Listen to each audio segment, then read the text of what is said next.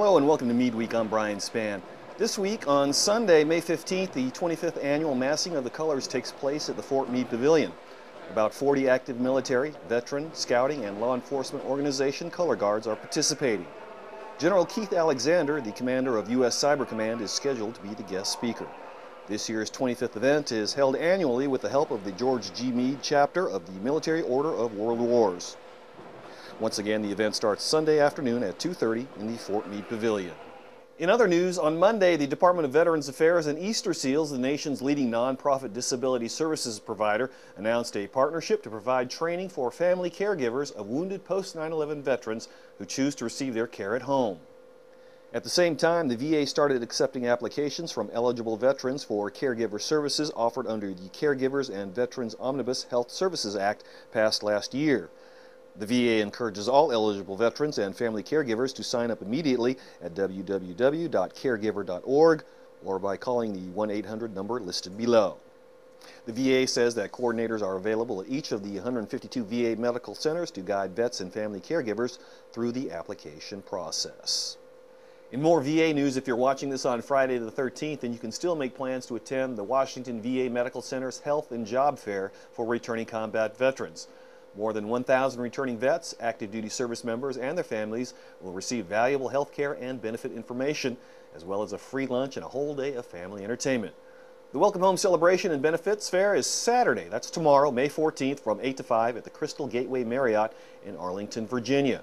For more information, just go to their website at www.washingtondc.va.gov. Speaking of the Veterans Administration, former Army Chief of Staff and current U.S. Secretary of Veterans Affairs, General Eric Shinseki, is scheduled to be the keynote speaker for Fort Meade's annual Asian-Pacific Heritage Month Observance. This year's event, hosted by 1st Army Division East, is coming up Thursday, May 19th from 11:30 to 1 at the McGill Training Center. For more information, contact the Fort Meade Equal Opportunity Office. Time now for our regular financial feature, Mission Your Money. This week, some tips on household budgeting. I often hear people say setting up a household budget is pretty difficult, but there are simple steps you can take to make it easier. You just need to sit down and draft one up. Here are some basic rules to follow. Add up your take-home pay. If you're married, does your spouse also work or stay at home? Once you know how much money is coming in, determine how much is going out. If you need help, budget worksheets are available online. If you have a budget, maybe it's time to update it based on your current situation. Here's where people get nervous about details, but just be honest with yourself as you set up monthly expenses. Add up costs for items like food, housing, utilities, insurance, and car payments. Don't forget haircuts, clothing, dry cleaning, and child care. Include contributions to savings or investments as well as charitable donations.